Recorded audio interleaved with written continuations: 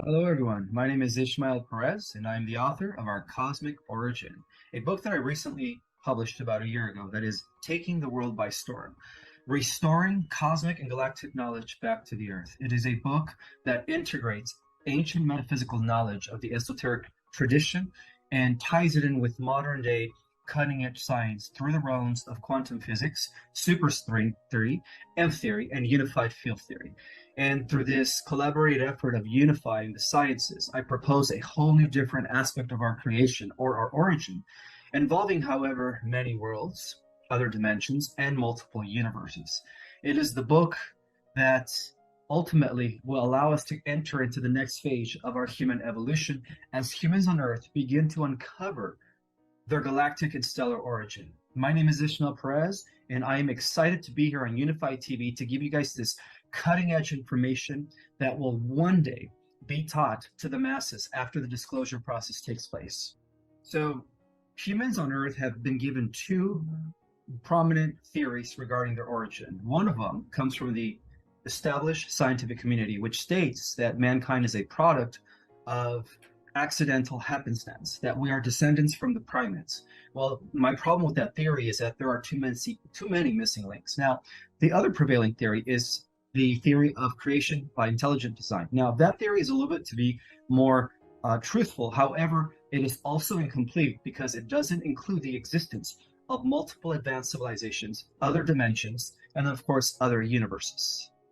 So before we explore our cosmic and galactic origin, let me first give you a brief explanation of myself.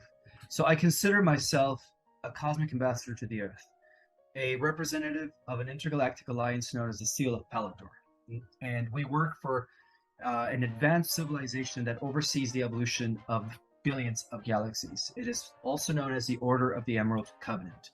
Now, as a member of the Order of the Emerald Covenant, I have sworn to an oath to incarnate on the Earth and to do the work that would eventually reinstate the Earth and civilizations that are here on the Earth back into the galactic and cosmic community. In other words, humanity has been ready to go into the next level of human evolution, and that means that we're about to enter the space age.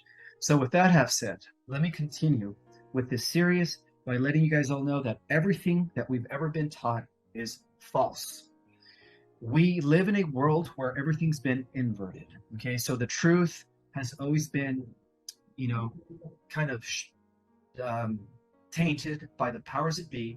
And as you guys know, that it is the victors who write history. And so by virtue of that, everything that we've ever been known or everything that we've ever been taught has been written by the victors of wars and so on and so forth. Well, what if I tell you that the new evidence coming from every field of science, including archaeology and anthropology, is telling us something else? It is forcing us to reevaluate our existence and to question everything. So the first evidence comes from archaeology. They are these megalithic structures that have been found worldwide, including the pyramids, that have actually been developed by advanced technologies that even our most advanced scientists do not have access to.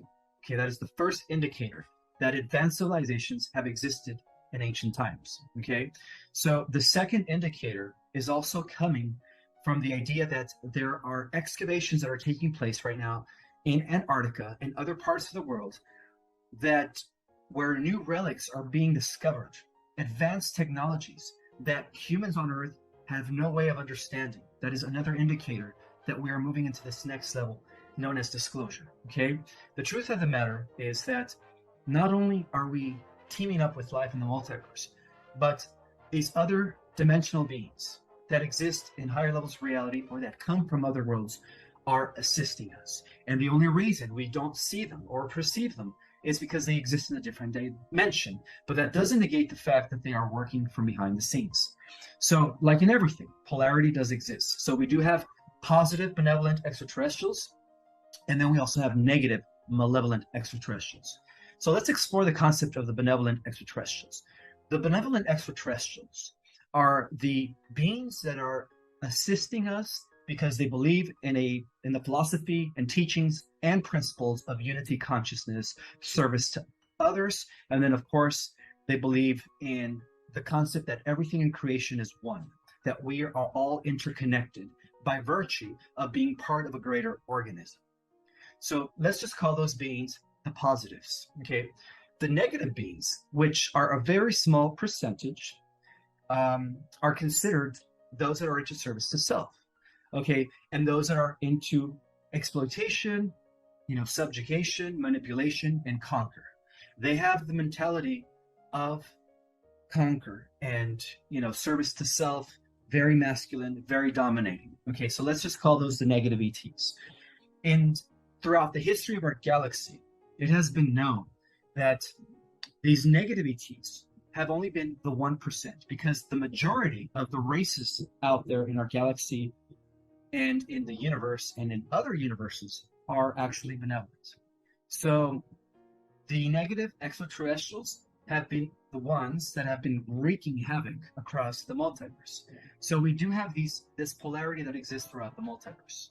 And the benevolent beings are assisting us, are commonly known as the Pleiadians, who are our primary benevolent benefactors, protectors, directors. They have been assisting us from behind the scenes. And in some cases, they are also the angelic beings as described in the holy books of all religions. The next group of benevolent beings are the Arcturians. The Arcturians are considered to be an advanced ninth-dimensional collective with the most healing of technologies that have ever existed. They work under the guidance and direction of Archangel Raphael, who is one of the 12 archetypes that I will be discussing, who actually is in charge of the medical ray of the healing arts and everything that has to do with holistic natural medicine. And they're also assisting us in the restoration of advanced natural healing modalities, such as the medbeds, holographic regenerators, as well as cosmic celestial chambers, among many others.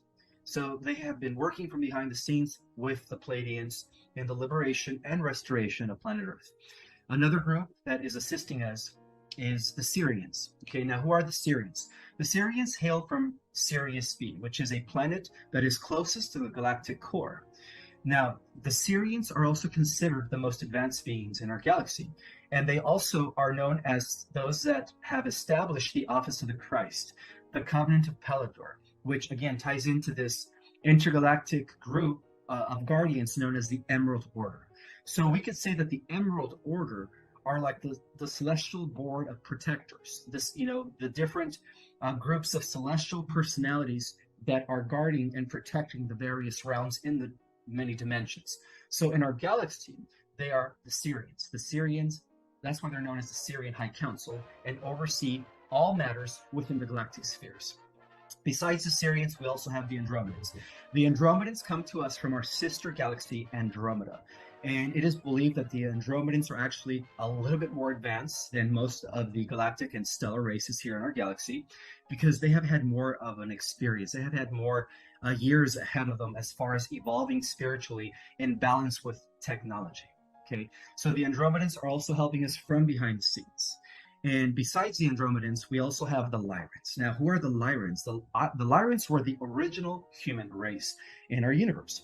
They originated in the galactic sector of Sirius B on a star system known as Vega, on a planet called Avion in the constellation of Lyra.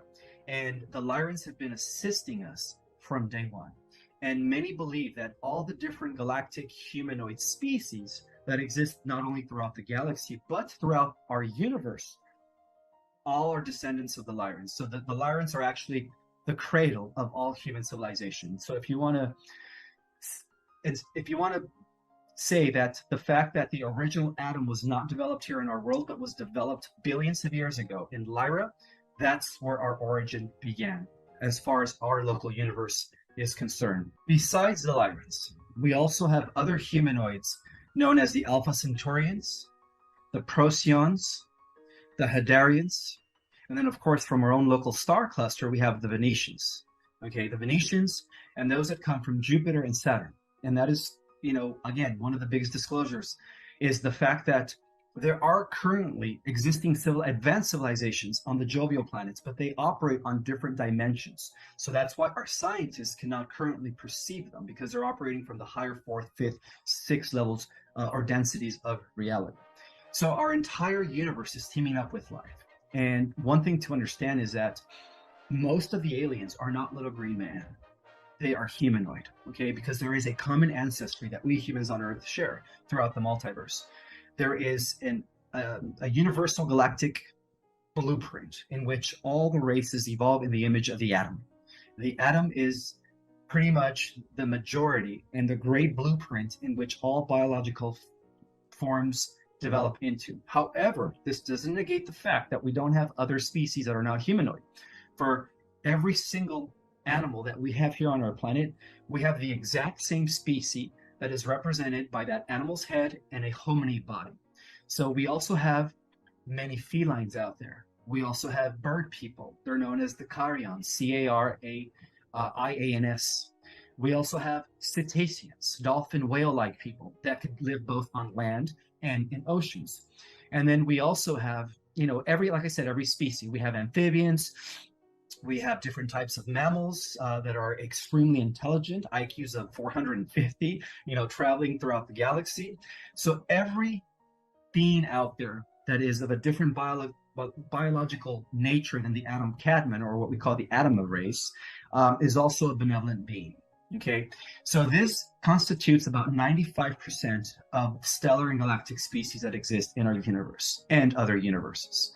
So at the same time, those that are categorized as the negative ETs are considered to be reptilian in nature. So in terms of our galaxy, we have the Draco reptilians, who originated in the lower belt of Orion in a star system called Thuban, and then later expanded into Alpha Draconis and Sigma Draconis, as well as Delta Draconis, commonly known as the Draco star system.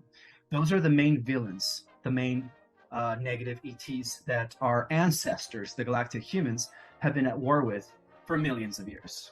Okay, so we also have another group of negative extraterrestrials called the insectoids. Among the insectoid race, we have the mantis. The mantis are like 15-foot grasshoppers that are extremely malicious, okay? And they work intimately with the Draco in their plans of, galactic and universal domination. In addition to the mantis, we also have the Zetas. The Zetas, and then we also have the Greys, okay? So those are associated with the negative ETs. Now, besides all biological life forms, we also have another type of being out there that is not naturally organic, or what we consider a biological specimen. We also have ontological cybernetic intelligences, aka artificial intelligences. So this artificial intelligences are also part of the negative equation, for they actually operate at a higher level of power than the negative regresses, including the Draco and the Zetas and the Mantis. They are their boss. So basically, what our entire galactic and cosmic community has been fighting for billions of years at the highest level of reality is artificial intelligence. So ultimately, we have been at war with artificial intelligence. And so those are the different types of species that exist throughout the multiverse. So now that we have an understanding of the different extraterrestrial races, both biological and cybernetic, we can now uncover the true history of the Earth and the galactic history. So in essence, our true origin, as mentioned, was in the Lyra system. That's when the original humans were so spiritually advanced. They actually operated on 12 different densities, or what we call 12 dimensions. They were so in tune with their spirit while maintaining physical form that they were perfect examples of divine immortal beings. So in our original status, we were all immortal, as our ancestors were. Our ancestors were the first ones to come into the picture as immortal. And one of the reasons why they were immortal was because they were operating with their light body, which accessed the universal life force that is connected to the central sun. And we will cover the topic of the central sun in the next chapter or in the next video. But for now, according to my research and according to my downloads, the first humans originated in Lyra. From Lyra, they set out on a peaceful exploration of space, and not using external technology, but using an advanced consciousness-based technology, where through their light bodies, they were, as an extension of themselves, they were able to traverse and travel the different dimensional spheres and the different solar systems. So the first systems that they colonized were associated with the constellation of Lyra. They come from planet Avion. That's where they originated. From planet Avion, they were able to peacefully colonize Avalon and Apix, the three A's, and then, of course, the surrounding systems. They were so advanced that all of their architectural buildings that they developed, again, were not done with external technology, but with an advanced consciousness where they were able to fuse their mind with the elements. And by manipulating the natural elements and nature, they were able to develop beautiful architectural structures that later looked like a beautiful tall skyscrapers, to the clouds, as well as building the most amazing, elaborated amusement parks, buildings, and societies with the power of their mind. So they were their technology was a consciousness-based, advanced way of manipulating and bending nature to their will. Okay, so that was our ancestors. Now, from that point, they wanted to explore different parts of the galaxy. And so they first went to a place called the Ring Nebula. And that's when they eventually had an encounter with the Draco. Now, the Draco, who originated in Alpha Draconis, had a different philosophy than the Lyrans. They believed in the concept of service to self and, exploitation, subjugation by force. So we could trace all forms of fascism, all forms of totalitarianism that, we see exemplified through the Cabal coming from the Draco in Orion. Okay, so the Draco had a different philosophy than the Lyrans, and they did. They used to just come into systems and ravage them and take them over and, use them as natural resources. And after they would use up these natural resources, they would destroy the planet and move on to the next. Okay, so they were building a vast empire on the other side of the galaxy. One day, these two opposing species came into contact at the Ring Nebula. And what started off as a war for territory ended up being a war of ideologies and philosophies. So you have the Lyrans, who believed in service to others and unity consciousness, exploring peacefully and bringing harmony and balance to other species, as they were known as the Children of the One. And then you have the Draco, who are doing the opposite of that. Now, something to identify here with these two different species is that you could say that the Lyrans were the physical embodiment of the angelics before they manifested into physical form. Okay, so they are considered the good guys, obviously, in service to the One. And the Draco were the children of Lucifer. In fact, Lucifer, one of the 12 archetypes, in which I will cover in the next episode, was a fallen archetype. And he is the one who developed, or he is the father of all Draco reptilian races. Not to mention other races as well that were not aligned with, the concept of the Adamite. So that is the difference between these two species. One comes from the line of Lucifer, the other one comes from the line of Michael Adam. So what we had here was two different species with two different philosophies coming together for the first time. And unfortunately for the Lyrans, who didn't have any external weaponry systems, were attacked by the Drake and, give word to the king of Lyra, who then was in charge of the expansion of the Lyrans, and letting him know what the Draco had been doing. So the king of Lyra, through his clairvoyance, was able to detect the next move of the Draco. And the next move of the Draco was to completely annihilate all of humans that were coming from Lyra. But according to my research and my downloads, the king of Lyra, in an effort to preserve the human race, sent as many Lyrans as possible to the different star systems and to other galaxies. If that wasn't the case, we would have never been here right now, and the Draco would have dominated the entire Milky Way galaxy, and perhaps even the entire universe. That event became known as the Galactic Humanoid Diaspora. It was an event that was done in order to secure the human galactic species in existence. Okay, so after that event, unfortunately for the Lyrans that stayed in Lyra, the Draco did come and did kill as many Lyrans as possible. That was when our galaxy first experienced the greatest Holocaust ever. 500 million Lyrans our ancestors were killed in that war. That was known as the Lyran Massacre.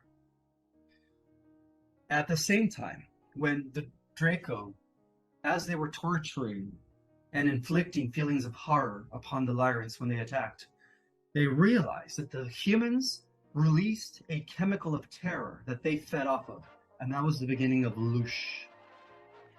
Later on, we come to discover that that's what they have been extracting from kids and humans that are being tortured as adrenochrome. Okay, it is the same substance that the Draco have been living off. It is like a drug to them.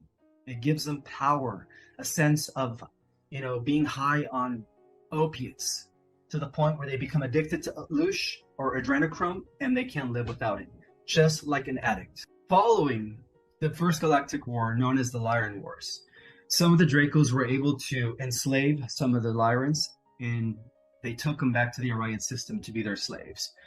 However, some of the other Lyrans that escaped the massacre were already repopulating other star systems like the Pleiades, Alpha Centauri, Procyon, the Hadar system, Epsilon Eridani, and of course Andromeda, Arcturus, Sirius, Ta Ceti, just to name a few. I think they expanded to over about 200,000 star systems spread out throughout the Milky Way galaxy. They also went to other galaxies to, bring forth the human seed, the galactic human descendancy. To Lyra, from Lyra, they went to Andromeda, and they went to different neighboring galaxies. In other words, they repopulated gradually the entire universe from that point. So some of these Lyrans that were taken to Orion, okay, were forced into slavery. And that's when humans first experienced slavery for the first time. Many of the humans in Orion are now subjugated to the power of the Draco. Okay, there was another group of Lyrans that went to Orion that weren't slaves, that were actually trying to live in harmony and balance as they were to the upper system of Orion. Apparently, the Draco had not yet discovered, and probably within 1,000 years, those Lyrans that went to the upper system of Orion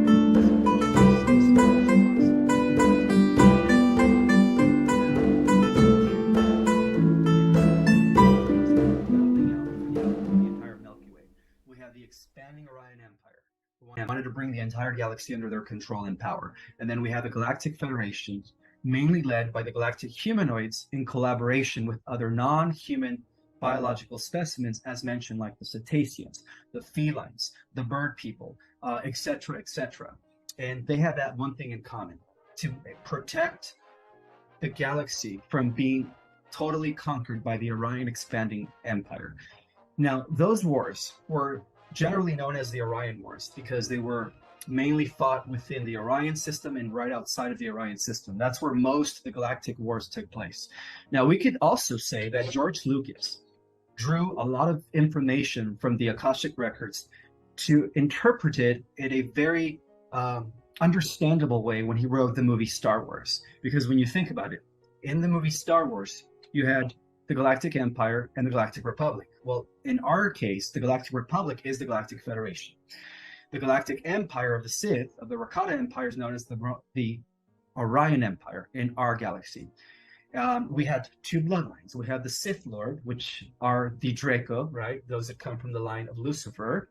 And then we also have the Jedi. Those are the Guardians, right? The Council of Guardians that come from the line of Michael that originated in Lyra. So that's where George Lucas drew from the Akashic records to write the trilogy known as Star Wars. And so that war went on for millions and millions of years.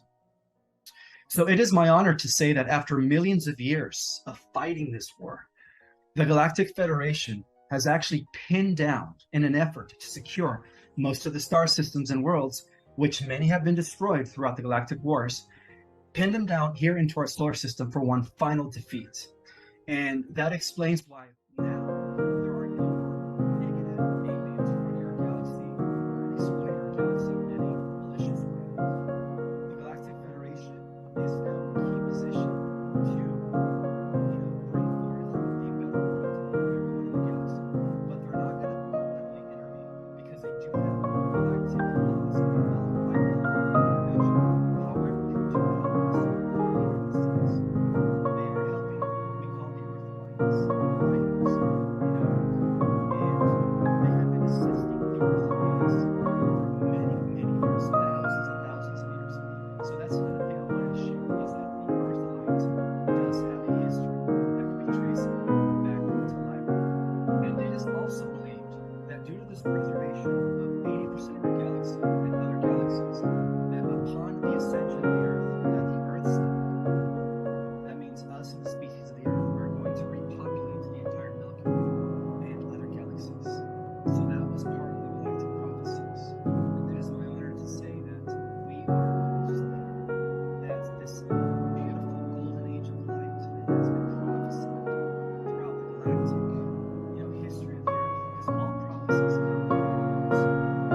All prophecies ultimately originated with prime creators. Because at the highest level of reality, all the benevolent species out there, because they're associated with children of God that follow the unity consciousness law of source leaders, are all bounded to this prime creator, this one energy source, that through this energy field known as unified fields in quantum physics can be experienced and explored by every living thing, and it's all around us. And they understand the unity of everything through that, great unified field of intelligence that we call the Spirit of God. That is known as the Force in the movie Star Wars. In the East, it's known as Chi, Prana. It is all around us. It is a living energy. And every being in the galaxy and in the multiverse that lives according to the law of one and in service to others is in constant communication and in communion with this field of energy known as the world. And that is the difference between human races and the human races that defected from unity consciousness or service to others. Especially those progressives that fell under the control of the artificial intelligence that will be discussed